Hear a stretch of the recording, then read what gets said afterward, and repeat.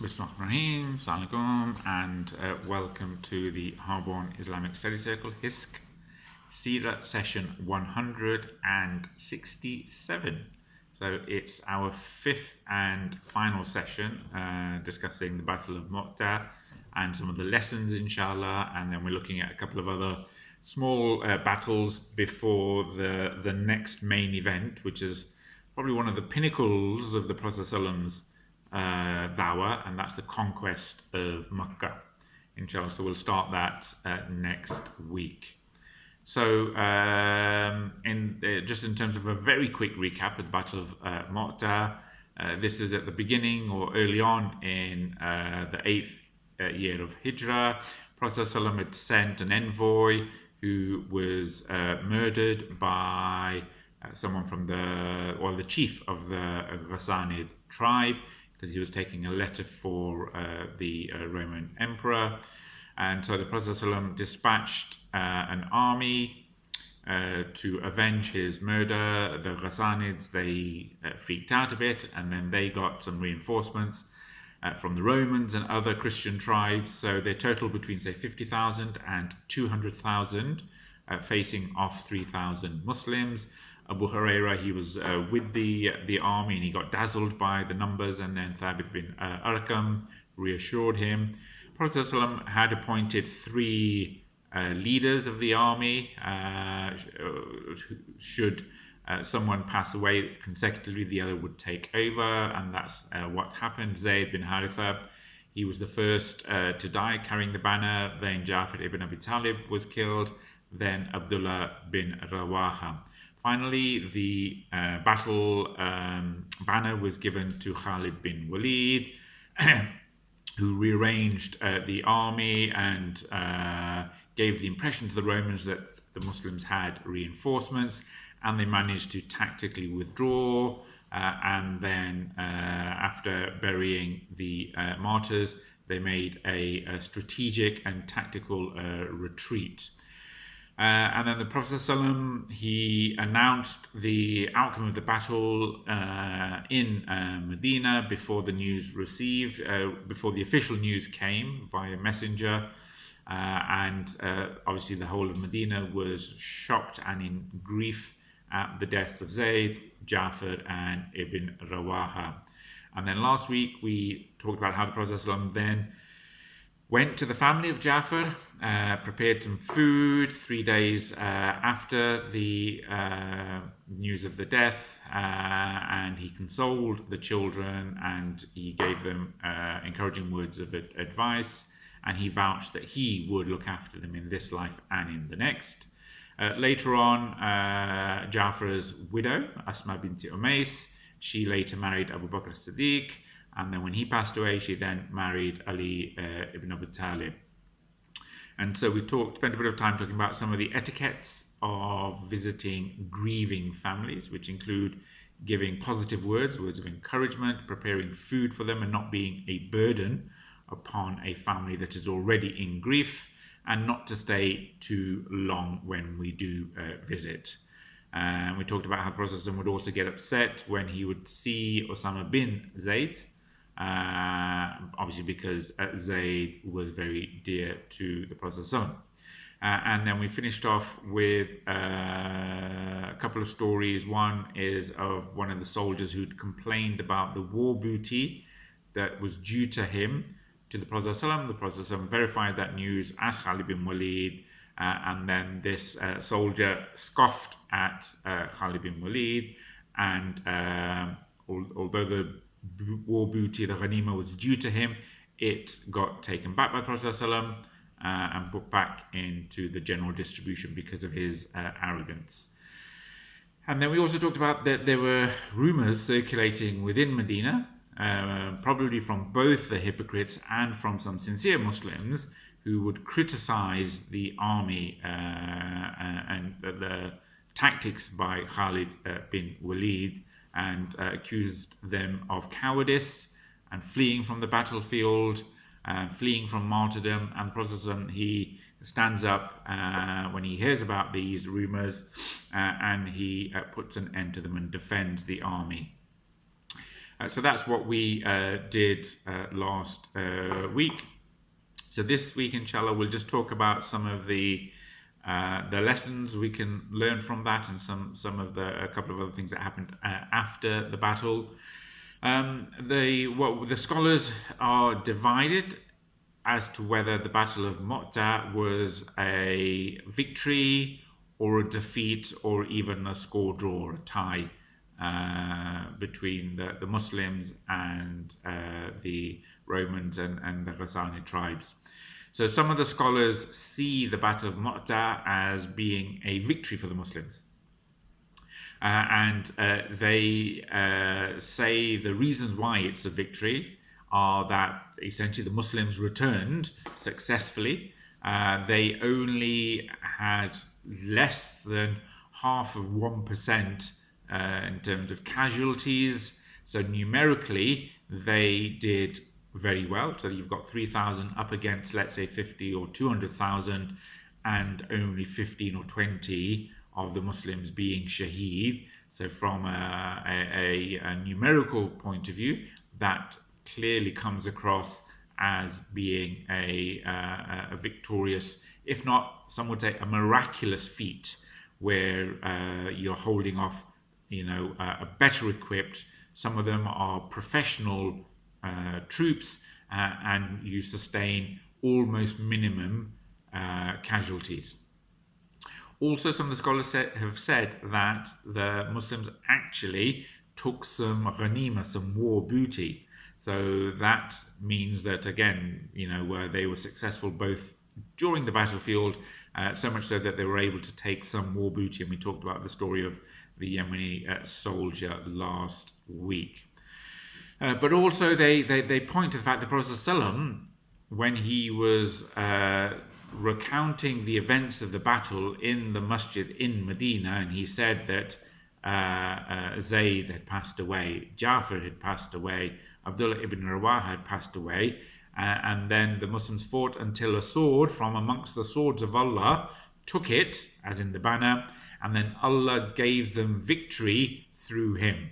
So the Prophet ﷺ has clearly stated that Allah has given the Muslims victory, therefore it's a victory.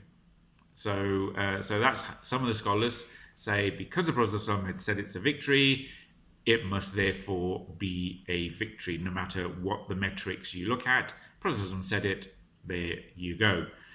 And we'll come on to some of the benefits from the war in a few minutes, inshallah.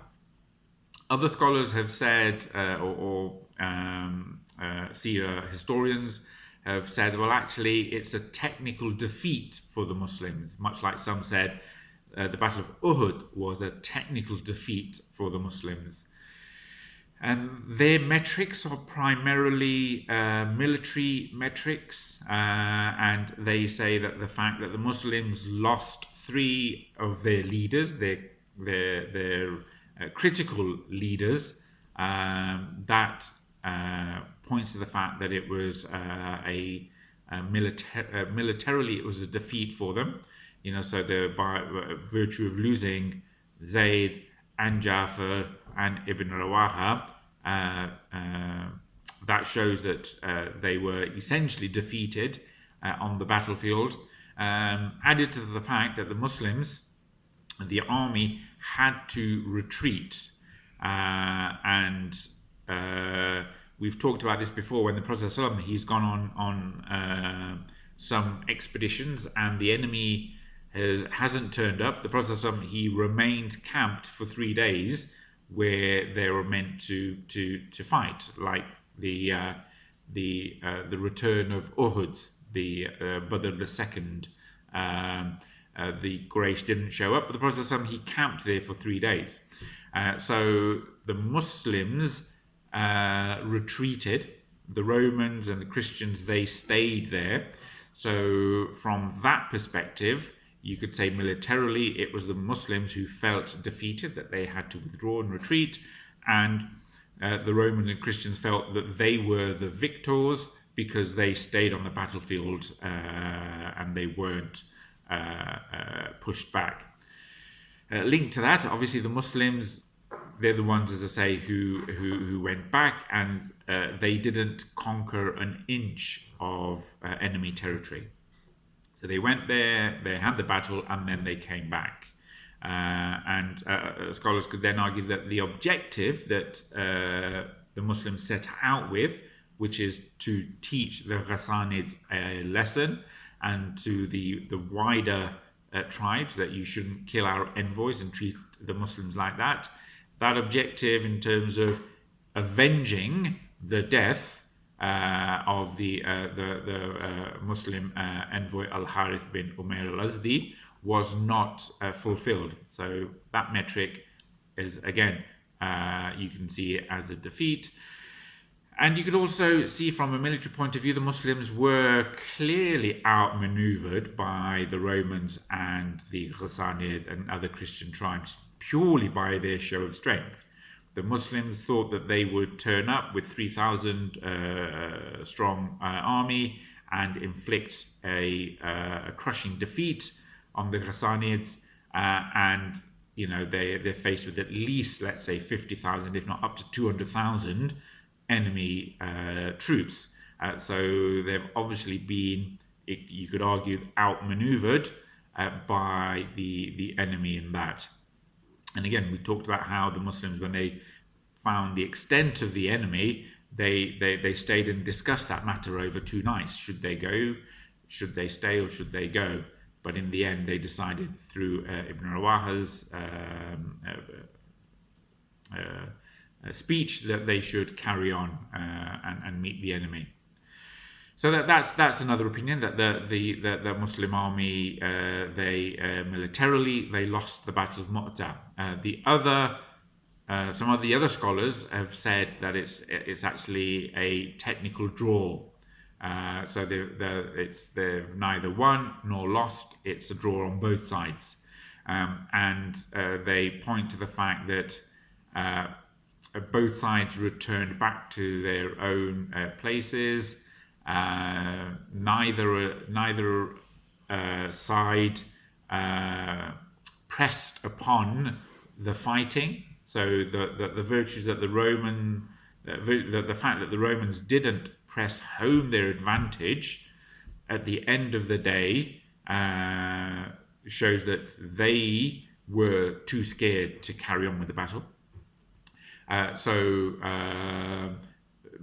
no side pushed on the other side. The end of the battle essentially just petered out. They sort of faced off each other, and they both decided not to go back into battle. So you could see it as being a draw from that side, and sort of they're both sort of wanting to sort of live to fight another day. Also, there were no prisoners of war. Neither the Muslims nor the Romans or Christians took any prisoners of war. So you could state that, from that point of view, it's a draw. And just in terms of the number of dead, we don't know how many Romans and Christians died, but as we said, there was only a handful of Muslims, 15 to 20, who died.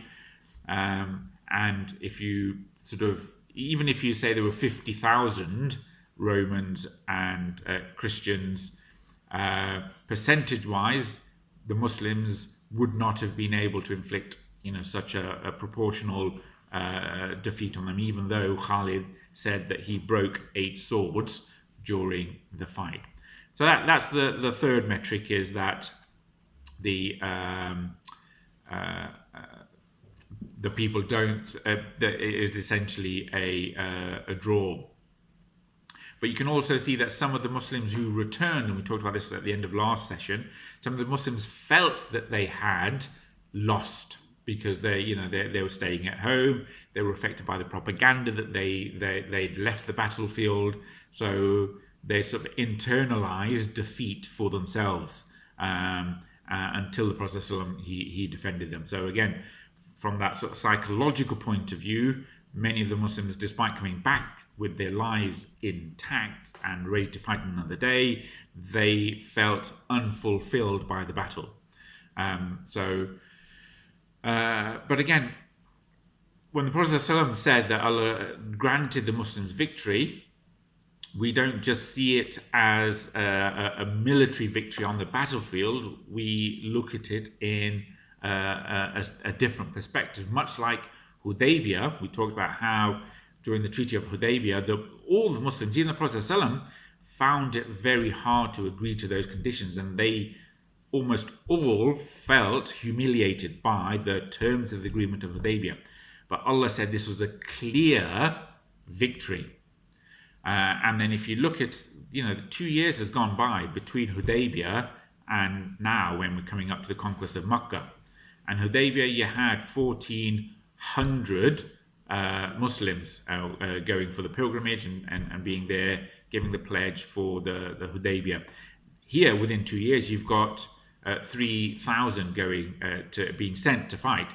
And within a few weeks, you've got 10,000 marching on Makkah for the conquest of Makkah. So in those 2 years, the Muslim population had grown exponentially due to the Treaty of Hudaybiyah and the peace that was there, and the fact that the Prophet was able to then target the other recalcitrant tribes, other than the Quraysh. So he dealt with Khaybar, he dealt with some of the other Jewish tribes, and he's dealing with the Christian tribes and some of the Bedouin tribes. And so this, on the surface of it, the Treaty of Hudaybiyah and Mutah may seem negative or a defeat, but when you're playing the long game, it's a clear victory. And again, from sort of the Muslims' point of view, we don't always, or the Prophet and the Muslims didn't always win every battle. It's not a given that the Prophet would send an army out and they would always win, because if they would always win, then everybody would become a Muslim. Everybody would join the army. People would just join the winning side because they're the winning side.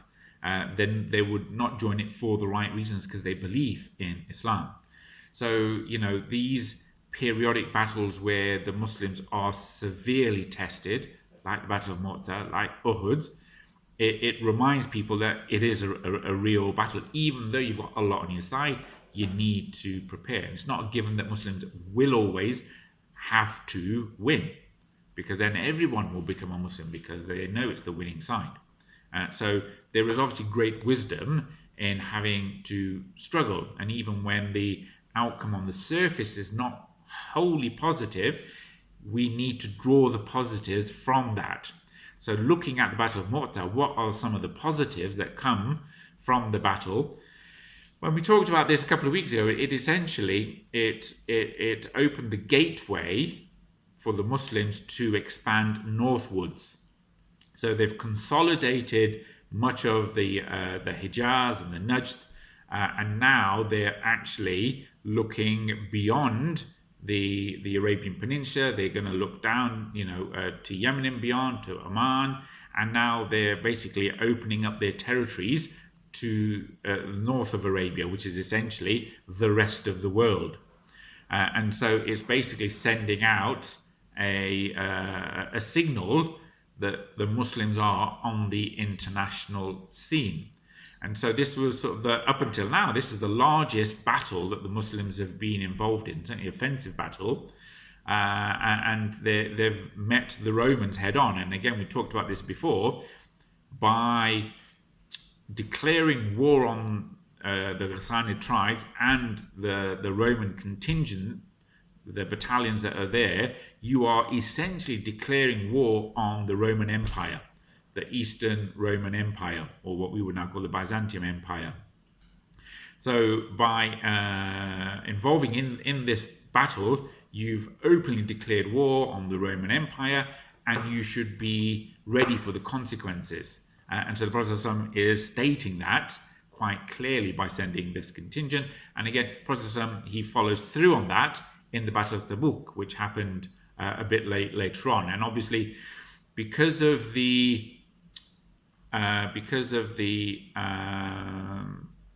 the myths and the stories surrounding the Battle of Mutah, where you've got 3,000 facing off 50 to 100, if not 200,000, and the Muslims holding their own, that sort of stuff of legend then gets sort of seeped into the wider popular sort of mythology and public opinion, such that when the Muslims do actually come and expressly want to meet the Romans, they don't show up, they don't turn up, they are in fear and awe of the capability of the Muslim army and the Muslim attack force.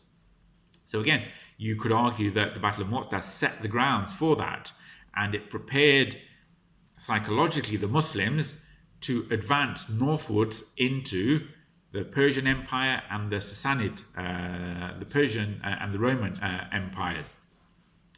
So, although the Christians weren't defeated at this stage, they would soon be defeated. And again, this is because of the Battle of Mutah.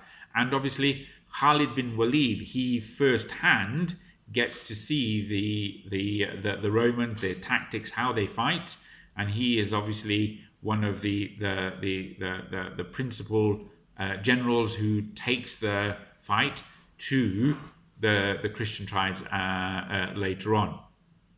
So he now sees firsthand how the Romans fight, and obviously the Battle of Mutah, this solidifies the reputation and prestige of Khalid as being an expert military strategist, such that he lives up to the name that the Prophet ﷺ has bestowed upon him, that he's one of the swords of Allah. And again, this sort of this is the start of the sort of some of the mythology around Khalid and his exploits. And again, this sort of sets the scene, because the Quraysh will have known about this. They'll have had their information and their intel. So when it comes to the fact that the Muslims are marching towards Makkah, they've been psychologically defeated by these stories and exploits of what the Muslim army can do. And again, this is within 2 years of the Treaty of Hudaybiyah. And the Prophet ﷺ, as just said, has used these 2 years to neutralize every serious threat to the Muslims, and so leaves the way clear for complete domination of the Arabian Peninsula, and sending the message, don't mess with the Muslims. And so, in geopolitical and strategic terms, the Quraysh now find themselves as being a minor, insignificant player on the international scene when they compare themselves to the Muslims in Medina, and that psychologically has a huge impact upon them. And that's one of the reasons why you had people like Amr bin al-Aas, Khalid bin Walid, and Talha converting to Islam just before these events. So that's the Battle of Mutah and some of the lessons from that. So moving on, there's a couple of other very minor battles before, inshallah, we'll start the conquest of Makkah and the reasons for that next week, inshallah. So the next one that's in the books of Seerah is something called Dhat As-Salasil, and Dhat As-Salasil, it's a battle, Seerah, which is about 10 days walk north of Medina, and the Muslims, they camped near a well, a water source called Salsal, and because of that we get Dhat As-Salasil, the Salasil campaign, because of that well. And this was essentially a preemptive strike still in the 8th year of Hijri, against Bani Qudaa. So there was an alliance between some of the Arabian tribes that were bordering modern-day sort of Syria and sort of the Roman areas, the Byzantium areas, and the Prophet ﷺ wanted to send the army to neutralize those threats. And again, following on from the Battle of Mutah, some of these tribes were allies of the Ghassanid tribes, and so the Prophet ﷺ wanted to build a relationship with these tribes and to cleave them off their dependence upon the Romans. So he chose Amr bin al-Aas as the leader of this expedition, and we'll talk about that in a second. But one of the reasons it said is that his paternal grandmother came from Balli, which is a tribe living in that area. So one of his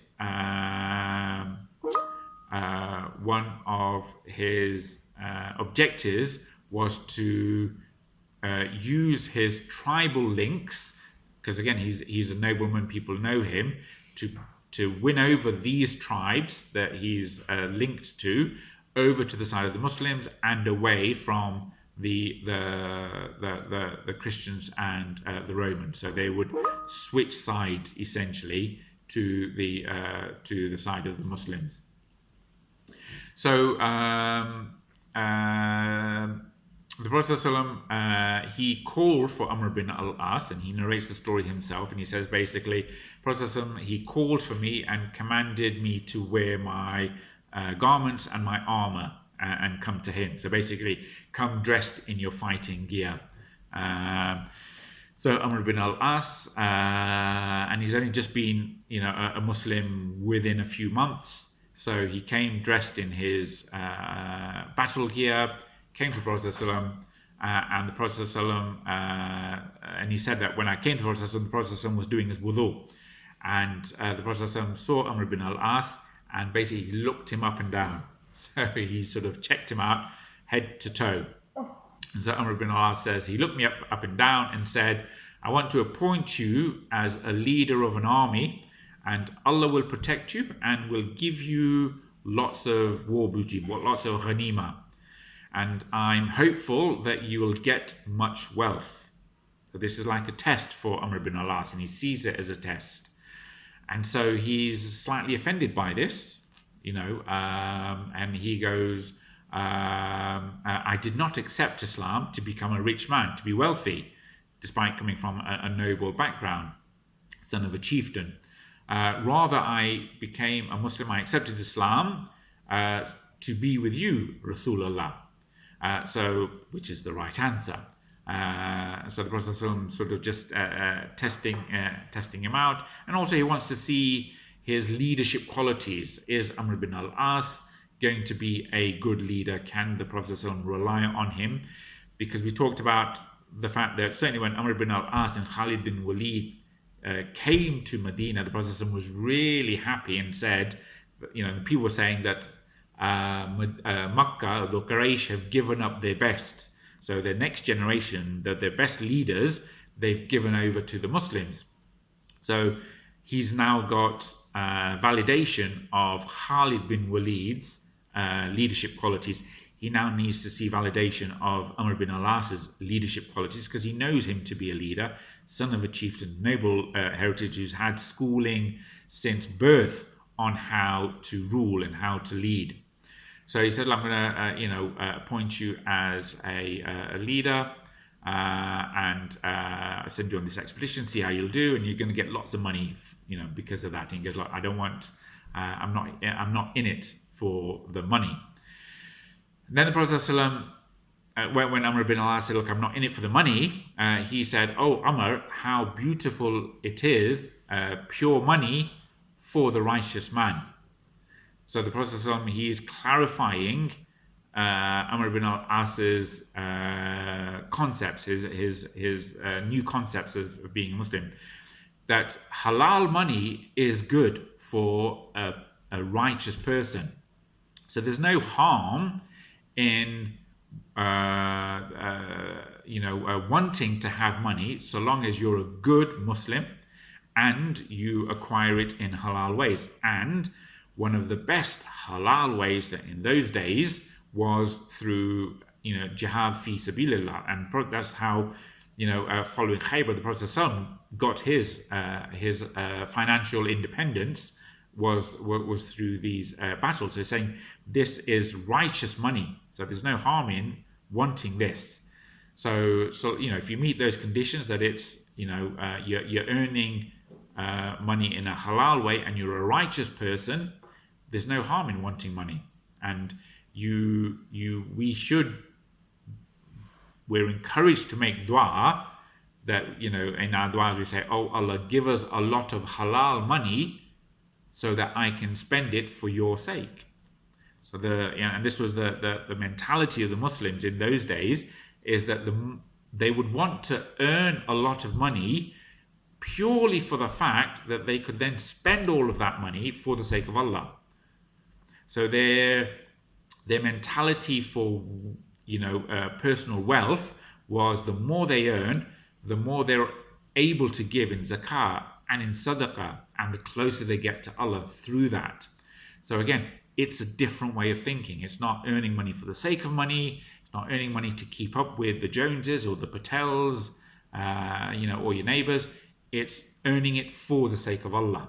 And there's nothing wrong in striving for that, because your rizq is fixed. The money you're going to earn is fixed, but you should strive to your utmost to get it in a halal way.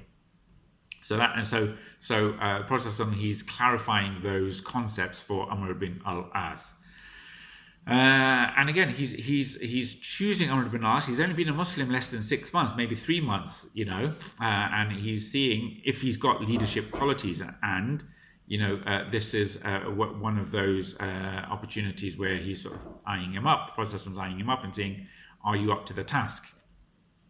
So he appoints him the head of an army which is 300 strong, which contains Muhajir, immigrants, and Ansar, the helpers. And they've got they're assisted by a contingency of 30 cavalry. So, knights or people on horseback. So, and he was told, Amr bin al-As, to seek help from his paternal grandmother's tribe, from Bali, from Udhara and Balqain. And so this is in wintertime. So they used to march at night and then sort of sleep or protect themselves during the day so they wouldn't be seen. They wanted to take the enemy by surprise. And we know it's wintertime because of a couple of incidents that happened. Despite them traveling at night, they were not allowed to light any fires to keep themselves warm, and it's perishingly cold in the desert at night. And the army would then complain, look, it's too cold for us, can we put some fire on to keep us warm? And Amr bin al-As refused to allow them to do that because he wanted to keep their movement secret. And he basically said to the army, if you light a fire, I'm going to push you in it. And when they got back after the campaign, they complained to the Prophet ﷺ, said, look, this is what he did. So the Prophet ﷺ then called for Amr and said, is this true? And again, we see the Prophet ﷺ, he's verifying this information, much like he did with Khalid, we talked about last week. So Amr bin al-As, he said, yes, it is true. O Rasulullah, our quantity was limited. We're not a big army. And I didn't want the tribes to see how small we were, so I didn't let them light a fire. So he's taking precautions. And then there's another incident that happened during the march, and that is one where we derive some fiqh from. some legal rulings. And one night, as leader, Amr bin al-Aas, it said that he had a wet dream. And so this is in the desert, it's freezing cold, and he needs to, as it said in the Qur'an, if you're in a state of impurity, you need to have a bath, you need to do ghusl. But he thought, it's freezing cold, if I do ghusl, I'm going to kill myself, I'll freeze to death, literally. And so what he did was he did tayammum. So, he wiped himself with the sand and dirt, and then he led Fajr prayers, because obviously the Amir, he has the duty or the right to lead everyone in prayers. So this shocked a lot of the army, because they've never seen anything done like this before. Because if you're in a state of janaba, of impurity, you have to do ghusl, and there is water, because they've all got water. They can't heat it up because he's banned them lighting fire, but there is enough water. But he decides not to use the water and to use the to use the sand.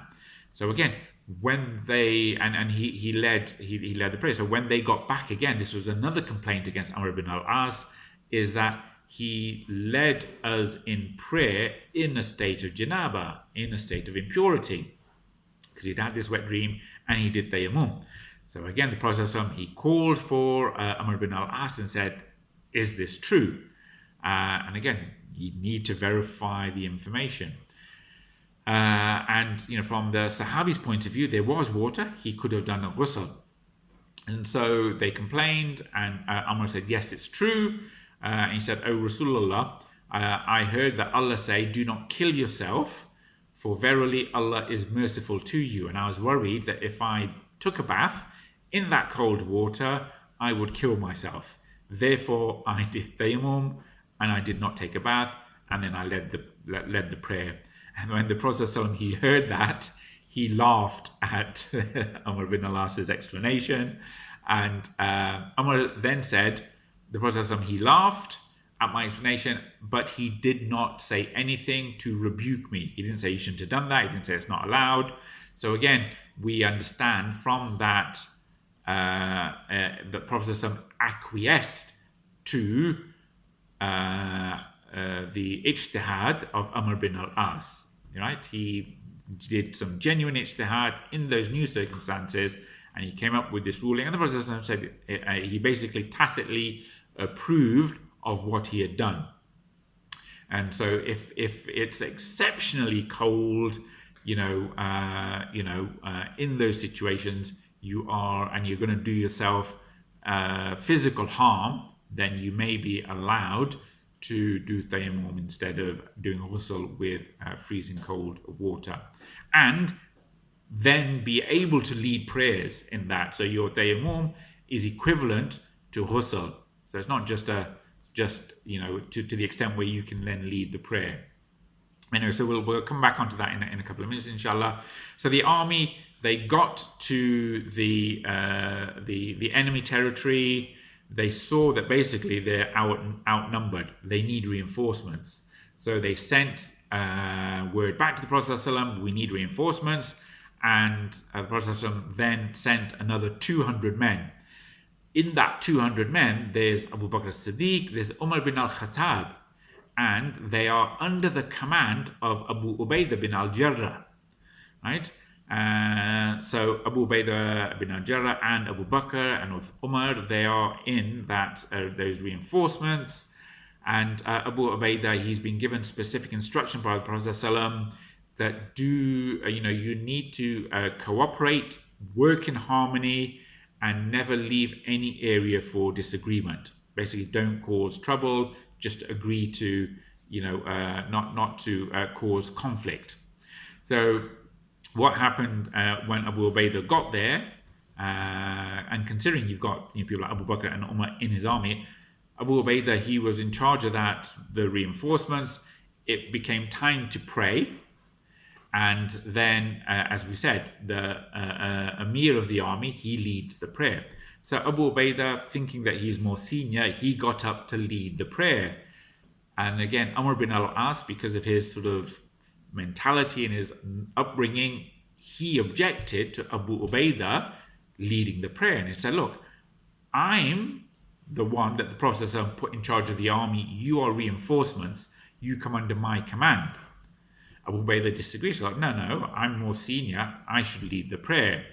And then there was a bit of a disagreement. The